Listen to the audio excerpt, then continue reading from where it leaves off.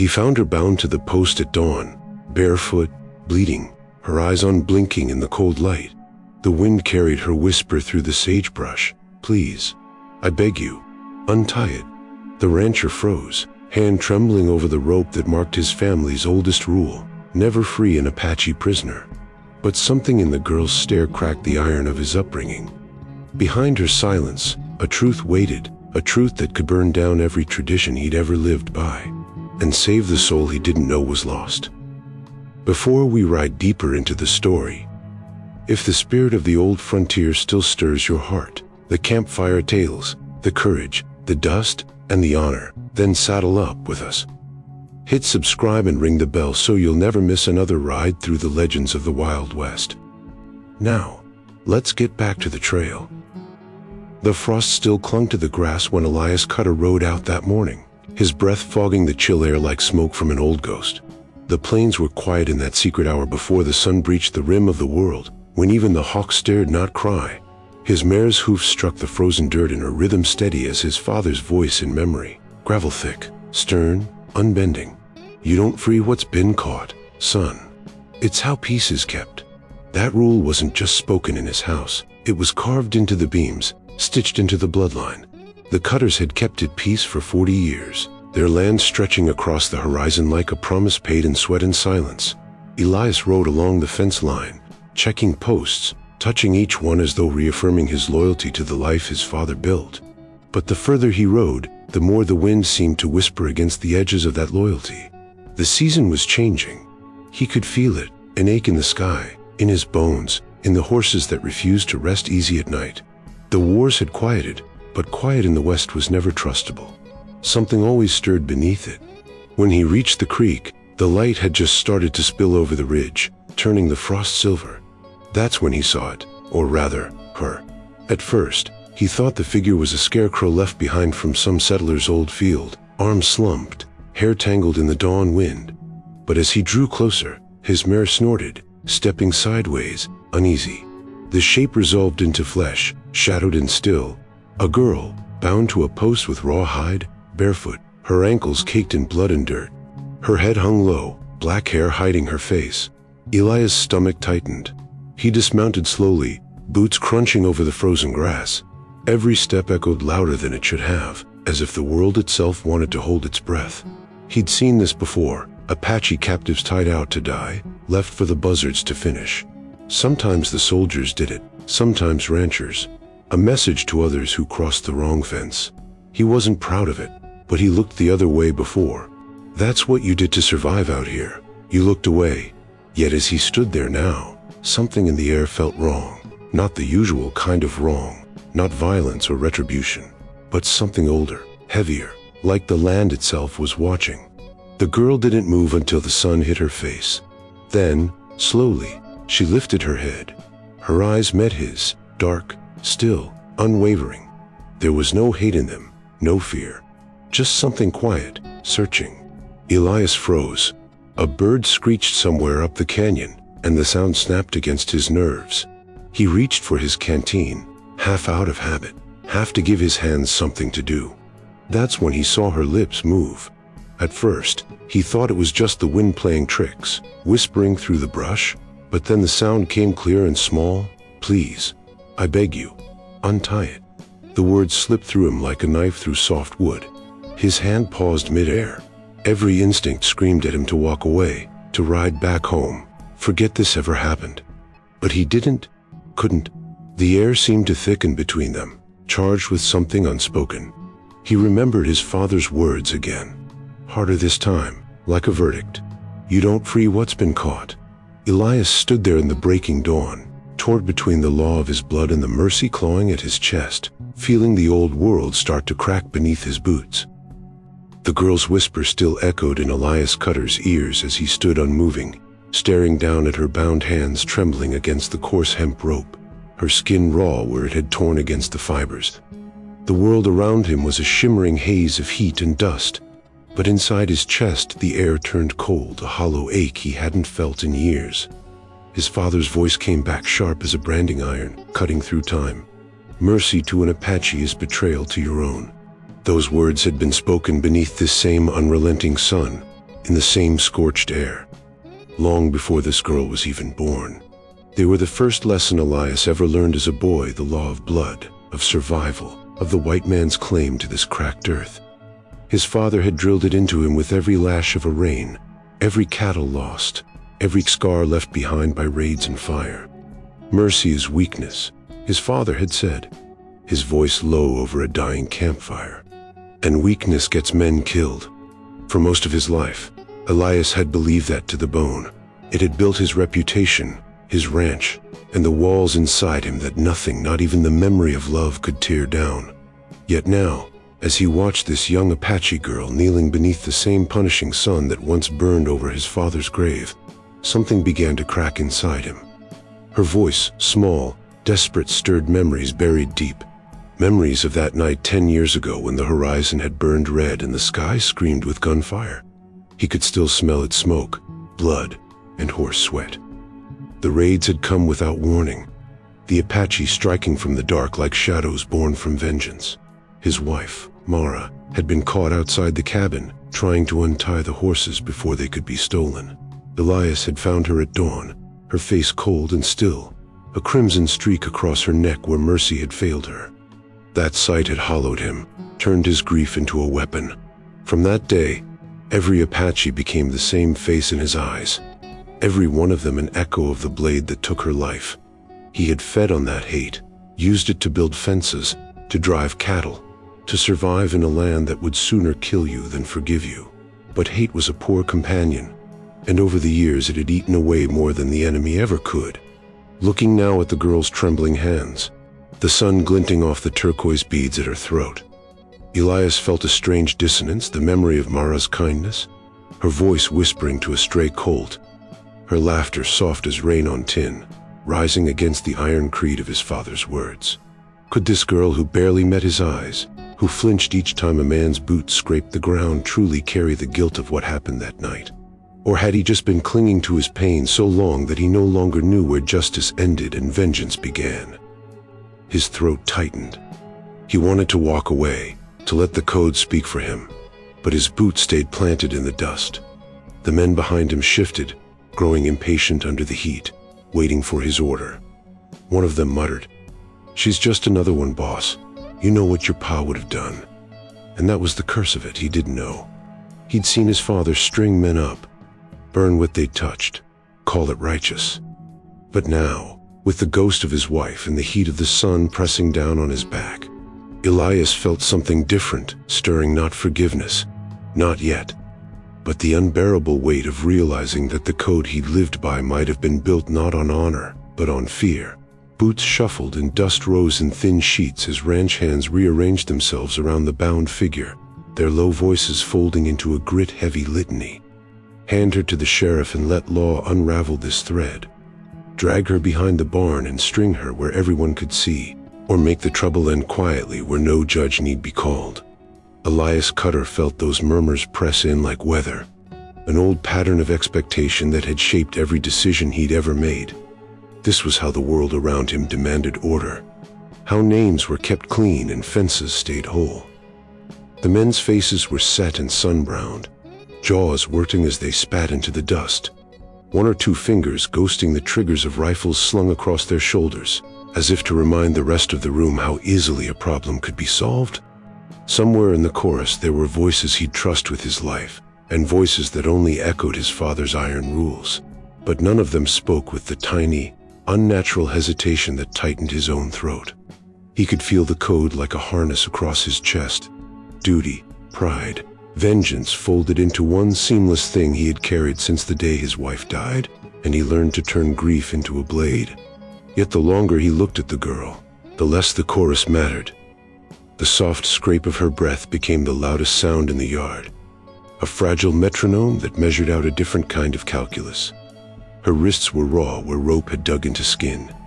Small tracks of red darkened the coarse hemp. Turquoise beads at her throat flashed once in a shaft of light, a bright, tender thing at odds with the hard geometry of men and fences and law. When she lifted her face, the lines in it read not like the map of a criminal but like a ledger of loss, hollowed eyes, cheeks sun-scored, a mouth that had learned silence, because the world around it had been too quick to answer words with iron. Elias felt memory rise, not as a clean photograph, but as an ache. Mara's laugh under a tin roof, hands that knew how to soothe the frightened colt, a voice that had once argued that pity was not weakness, but a thing that kept men human. The image bucked against the taller, older image of his father on a porch, voice low and final. Mercy to an Apache is betrayal to your own. That voice had rung like a law in him, and it had built him as stone builds a wall, deliberate, resistant, exclusionary. It had protected his cattle, his name, the stretch of flagged earth that made up Cutter Ranch. It had also seared blind spots into him. Now both faces lived in the same room, weighing him. Around him, impatience grew thin and sharp. Someone swore under his breath. Another spat. Someone's boot hit the post with a dull sound, like a judge's gavel. "Boss?" a man said, trying for the old command in his tone. Elias's hand brushed the rope at his hip, feeling the familiar grain of hemp under leather. His other hand itched toward the knife at his belt, an old habit ready to finish what words had begun. Instead, he felt his chest unclench a fraction, and the air that had been all heat and threat thinned into something almost like possibility. The girl's whisper came again, barely more than a breath this time. "Untied." It was not only for her wrists, he realized. It was for the horse tethered beside her, ribs faint under dull coat, eyes heavy with thirst. The recognition hit him like cool water. Unexpected and clear, this plea was not a ploy for freedom, but a small, desperate plea to spare another life. For the first time since the fire that had taken Mara, Elias saw the brittle geometry of his creed for what it often had been. A fence built to keep out fear, not to hold injustice. The men around him shifted, ready to act. The desert held its breath. The day waited on the hinge of his next move.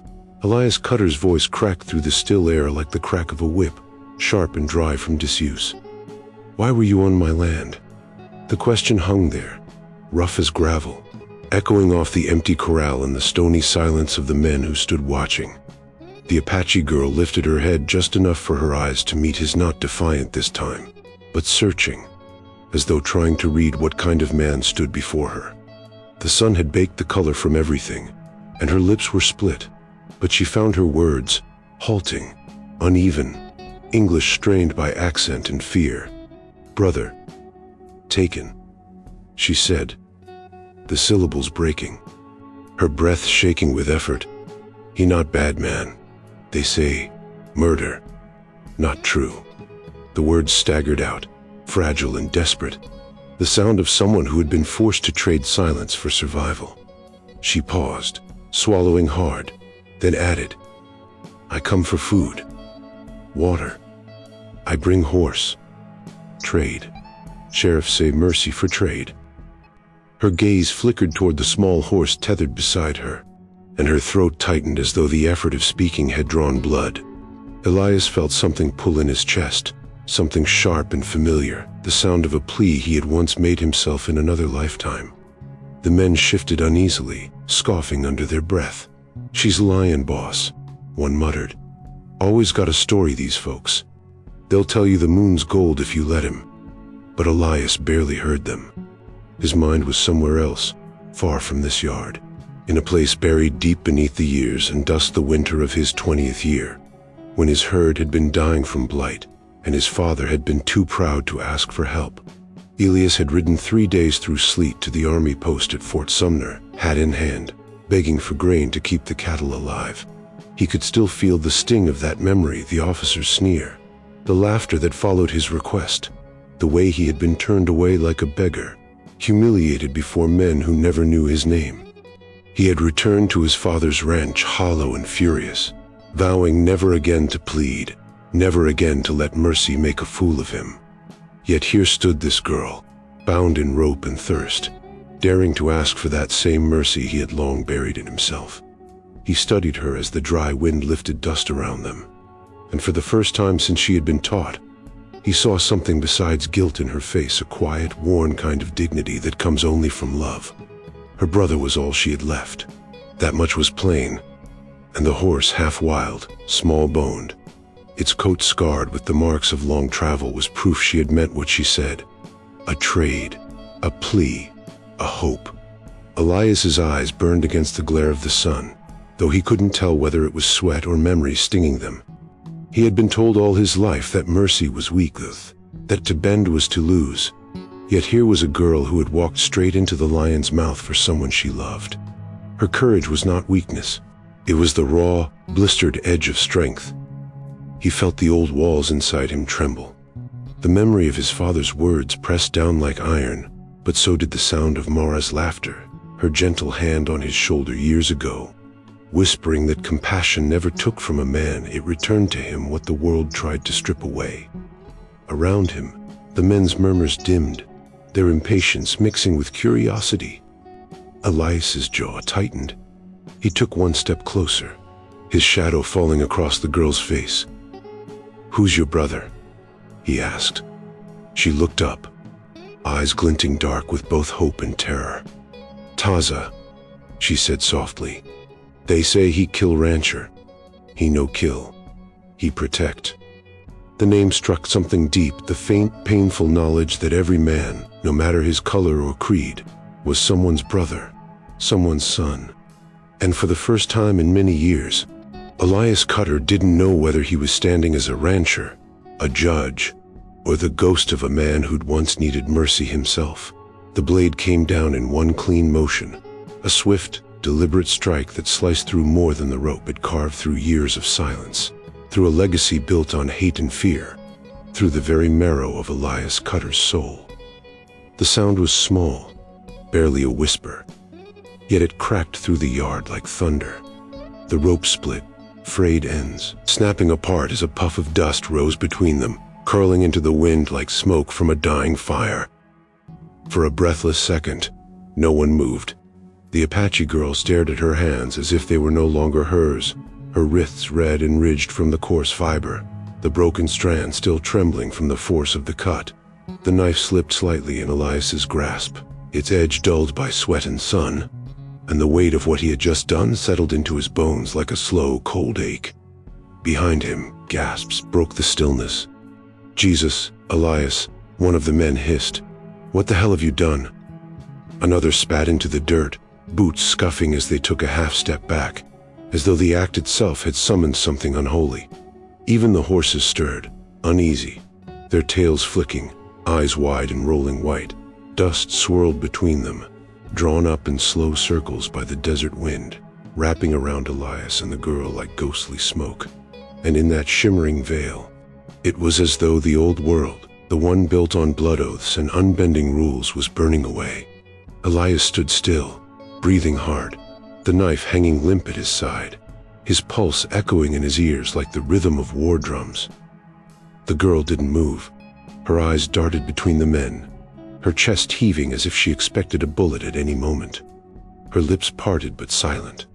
Then, finally, her hands fell into her lap, free and trembling, her fingers curling as if testing the air, the reality of release too fragile to trust.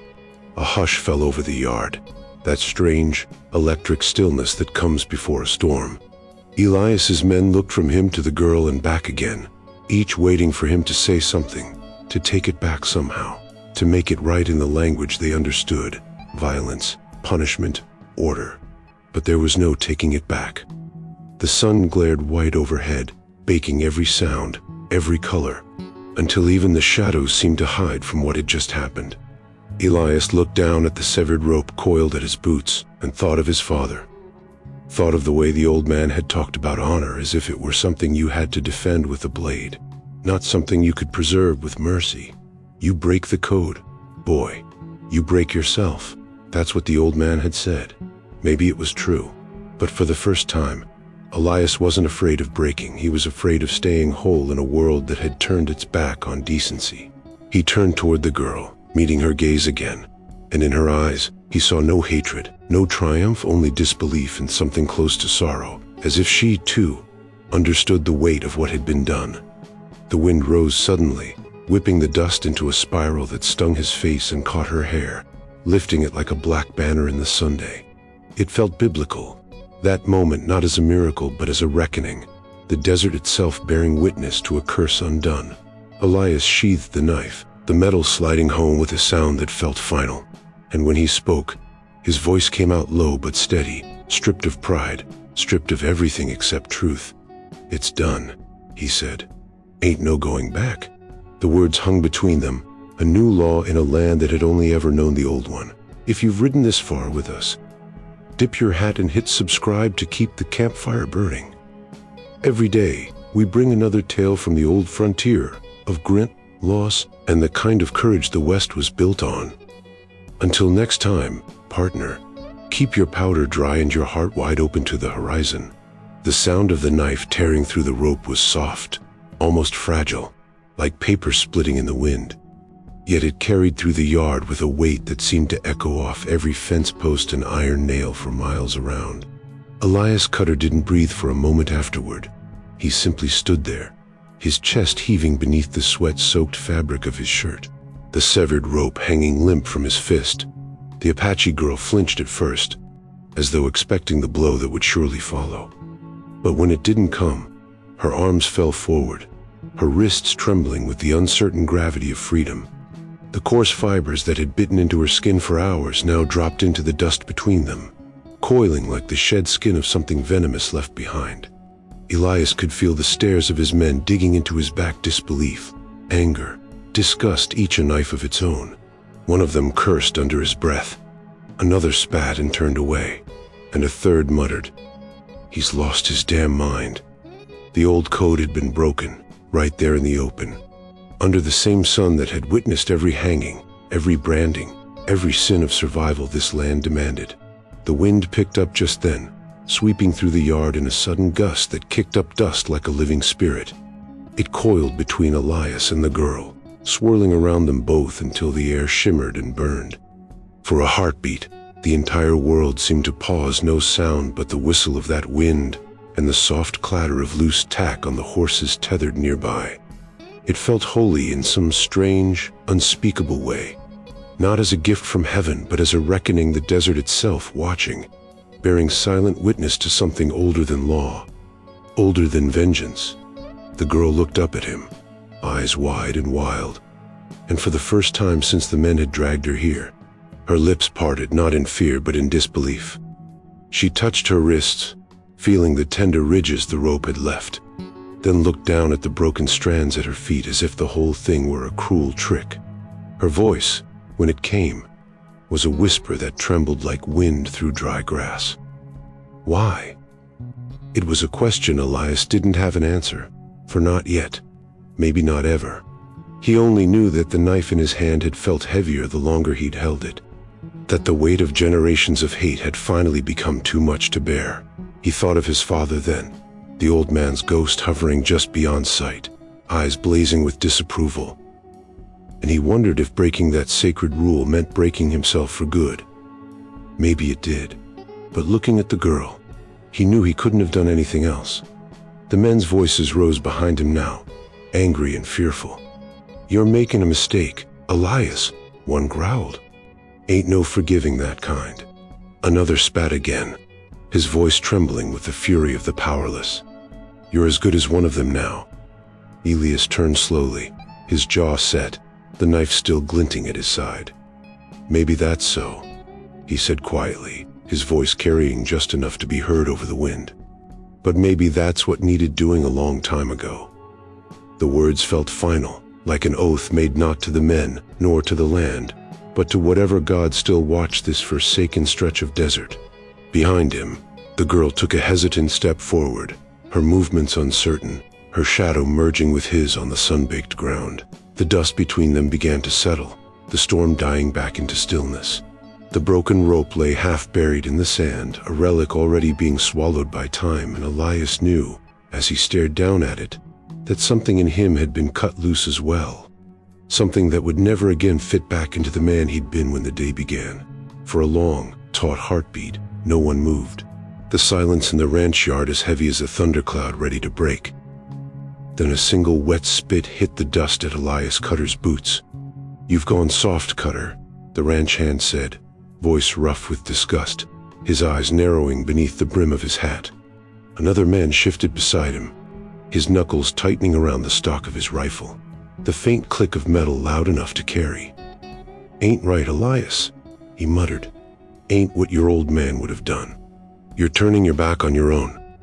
Elias turned toward them slowly, his face a mask of calm carved from years of hard living, though his heart thundered like hooves against the inside of his ribs. The Apache girl stood behind him now, unbound but motionless, as if she feared even the act of breathing might set the men off. The desert wind cut through the yard again, carrying with it the smell of dry sage and sweat. And for a moment the world felt smaller than it ever had before, just sun, dust, and the weight of what had been broken. "You don't like it," Elias said at last, his voice low, steady as the edge of a blade. "Right out." The words were simple, but they hit like a hammer. A few of the men froze, uncertain if they'd heard him right, while others exchanged glances, searching for the courage to defy the man they'd followed for years. These were men who'd ridden through drought and stampede under his orders, men who'd bled for this ranch, who had believed cutter blood meant something sacred. To them, what Elias had just done wasn't mercy, it was betrayal. "Ride out?" One scoffed, stepping forward. "Hell, this ranch was built on our backs. You think we'll just walk 'cause you lost your damn mind over some redskin girl?" Elias's gaze found him, cold and sharp as winter steel. "Then you'd best start walking faster," he said.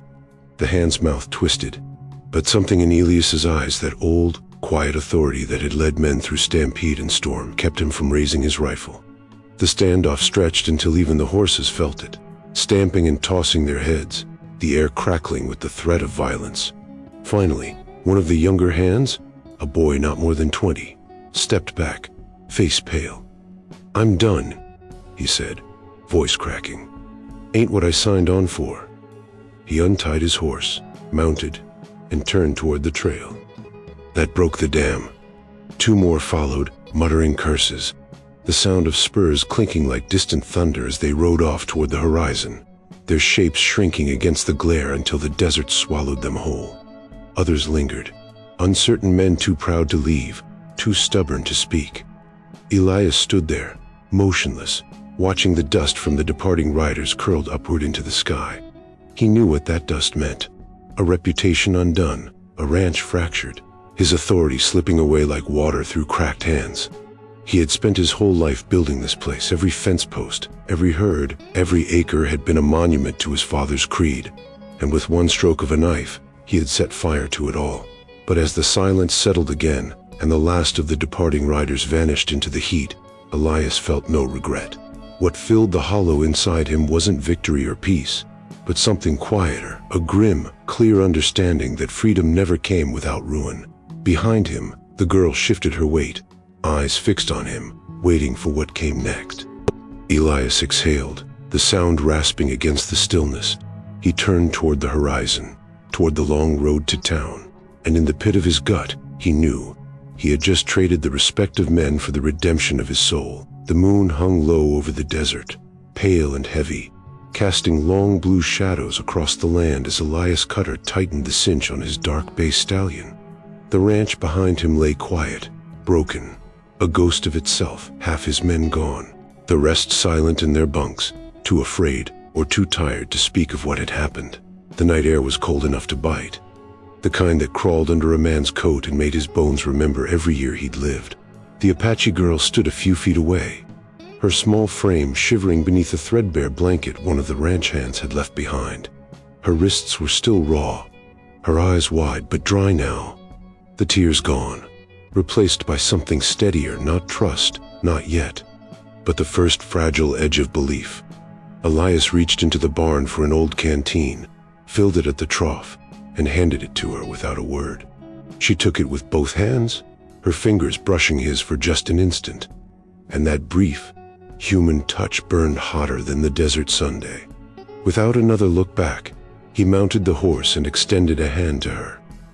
She hesitated, not out of fear, but uncertainty, before grasping his wrist and pulling herself up behind him. The stallion shifted under the weight, snorting, hooves clattering against the packed earth. The stars overhead stretched wide and infinite, sharp as shards of glass scattered across black silk, each one a silent witness to what neither of them could yet say. Elias guided the horse toward the open plain, and soon the ranch was swallowed by distance, its light flickering out behind them like dying embers. The desert unfolded around them, endless, solemn, the air filled with the soft hiss of wind through sage and the faint creak of saddle leather. For a long while, neither spoke. The girl clung lightly to his coat, her face turned toward the horizon, eyes reflecting the pale glow of starlight. Then, softly, almost imperceptibly, she began to hum. The melody was low, haunting, the kind of tune that rose from the bones rather than the throat.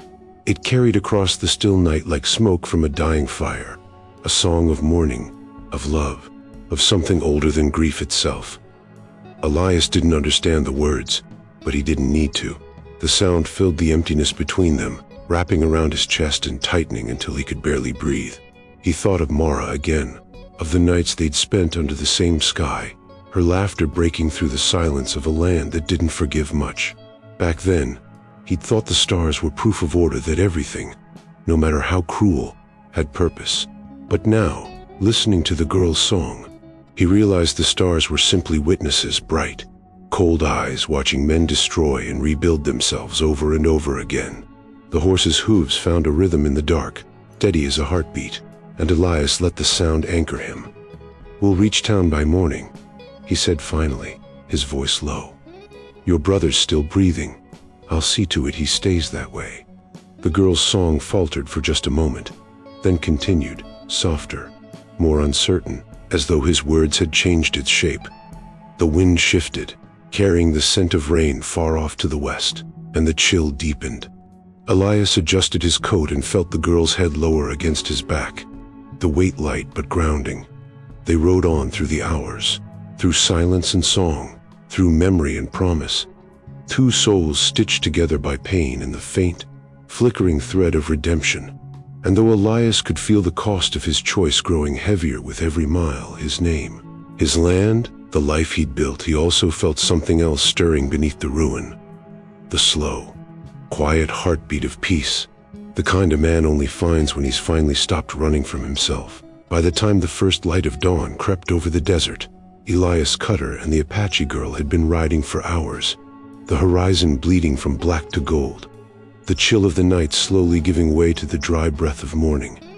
The town appeared out of the haze like a mirage, low buildings of warped timber. A few wagons hitched along Main Street, smoke rising from cook fires and chimneys. It was a place Elias knew too well, every nail and dusty board soaked in the same kind of pride that had nearly destroyed him. He slowed his horse as they reached the edge of town, the sound of hooves echoing off the empty street. The girl clung tighter to his coat, her dark eyes darting toward the sheriff's office where a tall figure stood in the doorway, arms crossed. Sheriff Boone was a man carved out of law and stubbornness, the kind who believed in order because it kept men like him from seeing too much of themselves. He'd heard the talk everyone had.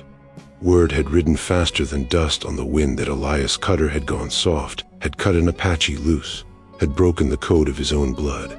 Boone's face was hard, but there was something else behind his eyes, too, curiosity, maybe pity, or the kind of unease that comes when a man sees another do what he never could. "You picked a hell of a way to start the day, Elias," Boone said as Elias dismounted, his voice carrying just enough mockery to sound like law. "Got half the town riled. Men say you're harboring the enemy." Elias glanced up, his hand steady on the reins.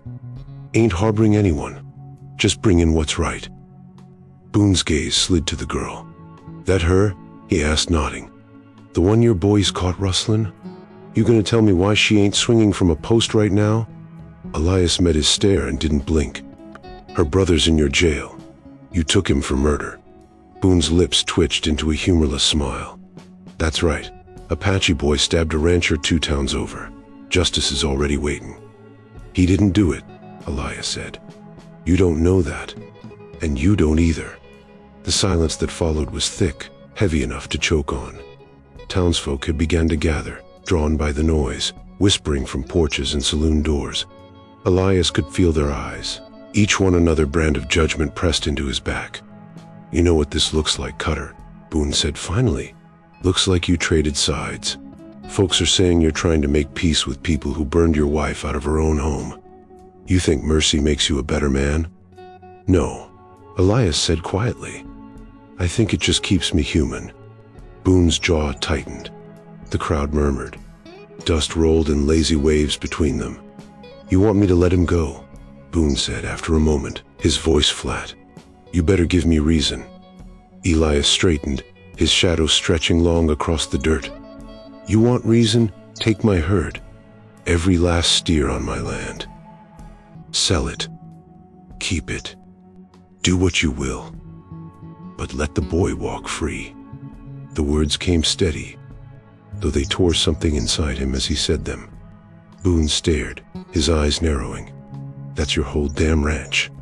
It's worth less than 2 lives, Elias answered. The sheriff studied him for a long moment, then nodded once, slow and reluctant. You're a fool, he said. But maybe this town needs one. He turned, called for the deputy, and a minute later, the door to the small jail creaked open. The girl gasped when her brother stepped out thin, bruised, but alive, and ran to him, clutching his arms as though afraid he'd vanish. Elias watched, saying nothing, as Boone handed him a piece of paper, the deal signed in dust and sacrifice. The lowman's voice was low when he spoke again. You just bought yourself an empty pasture, Cutter. Hope you can live with it. Elias nodded once. I already couldn't, he said, his voice rough, but certain. The sun broke fully then, flooding the street in gold, and for the first time in years, Elias Cutter felt the light without flinching. The sun climbed slowly over the canyon rim, its light spilling across the desert like molten gold, painting the dunes and jagged rocks in hues of fire and forgiveness. Elias Cutter stood in the middle of the dusty street, the brim of his beige hat casting a narrow shadow across his weathered face. His eyes fixed on the 2 figures riding westward, the Apache girl and her brother, their horses kicking up small plumes of dust that shimmered like smoke in the early light. The girl rode the chestnut mare with her back straight, her long black hair catching the sun in streaks of copper, her turquoise beads glinting like small pieces of sky. Her brother rode beside her on the palomino Elias had led all through the night, his posture frail but proud, a boy not yet broken by what the world had tried to do to him. Neither looked back. They didn't have to. Elias watched them fade into the horizon, the sound of their horses' hooves blending into the sigh of the morning wind until there was nothing left but silence, that same kind of silence that had lived on his ranch for years. But this time it felt different, lighter somehow. He removed his hat, ran a hand through his sweat-matted hair, and let the wind tug at him, lifting the dust from his coat like it was stripping away the weight he'd carried all his life. The town behind him stirred but didn't speak. People were still watching from their windows, whispering from doorways, trying to decide whether what they'd just seen made Elias Cutter a fool or a saint. He didn't care. For the first time in memory, their judgment didn't matter. The rope was gone, the code broken, the curse undone. The life he'd lived, the ranch, the men, the pride passed down like rusted iron had crumbled beneath a single decision. Yet in that ruin, he'd found something his father had never taught him: peace. He looked down at his hands, scarred and dirt-stained, and thought of the knife that had cut through the rope days before, the same knife that had once been his father's. It felt like a symbol now, not of authority, but of the choice to stop the cycle that had turned men into ghosts long before they died. A strange stillness filled him, neither joy nor sorrow, but something pure, a release. The wind carried the faint echo of the Apache girl's song, or maybe he only imagined it. The same haunting melody she'd hummed on the night ride, the one that had filled the emptiness between them. It wove through the canyon air, fading but never gone. A reminder that redemption wasn't earned, it was found in the moments a man finally stopped fighting himself. Elias turned slowly, looking back toward the town, then to the land beyond it. His ranch was out there, his fences, his herd, his name, but all that was left of it now belonged to the sheriff, payment for the mercy he'd chosen. He had nothing left but the clothes on his back and the weight in his chest that no longer felt like punishment. He placed his hat back on his head and took a deep breath of the cool morning air, heavy with dust and sunlight. Pa, he whispered, the word breaking softly against the wind. I did what you couldn't. The sound barely carried, but it was enough. He turned toward the open desert, the light washing over him until his shape began to blur against the horizon. To anyone watching, he might have looked like a ghost fading into the dawn, but to Elias Cutter, it felt like being born again. Behind him, the sheriff's office and the murmuring town melted into distance. Ahead, the desert stretched wide and endless, waiting. The wind shifted once more, tugging at his coat, and with that final whisper of freedom, Elias Cutter stepped forward into the light, leaving the man he'd been buried in the dust where it belonged. The night was too still for comfort when Elias Cutter crested the ridge and saw the red bloom of fire rising from his land like the mouth of hell opening to swallow it whole. For a moment, he thought the sunset had lingered too long, but then the wind carried the smell. Burning hay, scorched timber, the unmistakable stench of vengeance made real. The herd was gone, their frightened cries fading into the hills, and the fences he'd built with his father's hands were nothing but lines of flame cutting through the dark. His heart clenched, not with fear, but with a strange calm, the kind that comes to a man who's already buried too much to lose anything else. He nudged his horse forward, slow, steady, the rifle resting across his saddle. The gate loomed up out of the smoke, and there, carved deep into the wood with the edge of a blade, was one word that made the fire inside him burn hotter than the one around him. Oathbreaker. Elias dismounted, boots crunching over blackened earth, eyes narrowing as he saw the silhouettes moving against the firelight. 6 men, maybe 7, their outlines sharp against the glow, guns at their sides. At their center stood Marshal Boone, the sheriff's brother, a man born with law in his mouth and hatred in his hands. You picked the wrong side of the line, Cutter, Boone called out, his voice slicing through the crackle of burning timber. Elias didn't answer. Words were ash now. Instead, he raised his rifle and fired once, the shot echoing like thunder through the valley. Chaos erupted, muzzle flashes lighting the smoke, bullets hissing past him like angry bees. Elias moves through the haze, every step deliberate, every pull of the trigger a prayer said in gunpowder. He wasn't fighting for cattle or land or name anymore. He was fighting for the thing no man in Boone's world could understand, mercy. The fire roared higher, swallowing the barn whole, the heat so fierce it peeled the paint off the corral fence. A bullet grazed his arm, another caught his thigh, but he stayed upright, reloading with a trembling hand. Boone advanced, eyes gleaming like steel. You think mercy makes you clean? He spat. It just makes you weak. Elias lowered his rifle, pain flooding his side, and answered quietly, no, it makes me free. Then he fired again. Boone staggered, his badge catching the light one last time before he fell into the dirt. The flames roared louder, devouring the world they'd both known. Elias turned toward the creek, half limping, half dragging himself forward, every breath a struggle. Behind him, the ranch collapsed, the roof falling in with a sound like the end of an era. Sparks rose into the sky and disappeared among the stars. By the time the last gunshot faded, there was nothing left but firelight in the shape of a man standing in its center, undaunted, defiant, unbroken, his silhouette framed in flame, a testament to the truth he'd chosen, and the peace it finally earned. When dawn came, the valley lay shrouded in a hush so deep it felt like the earth itself was holding its breath. Smoke coiled upward from the charred remains of what was once the Cutter Ranch, painting gray ghosts against the pale morning sky. The air carried the bitter tang of soot and sorrow, the last echoes of gunfire swallowed by the wind.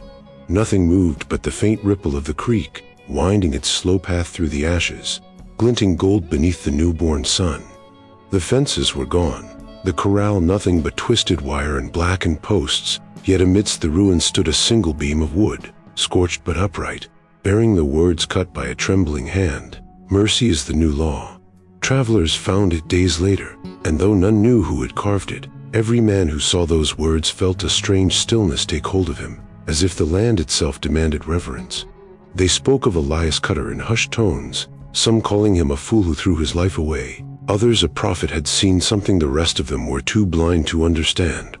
One story told that the Apache girl returned, barefoot and silent, her hair streaked with ash.